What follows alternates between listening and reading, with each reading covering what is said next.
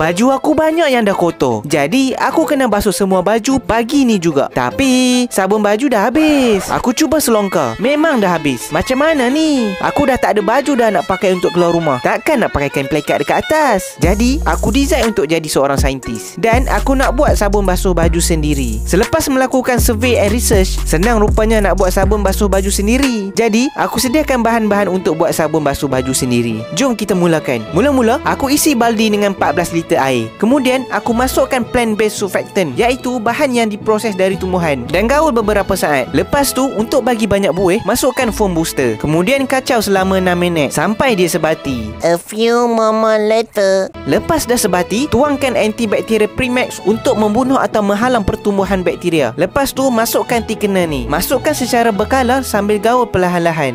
Barulah pekat dan likat. Gaul selama 6 minit. Gaul.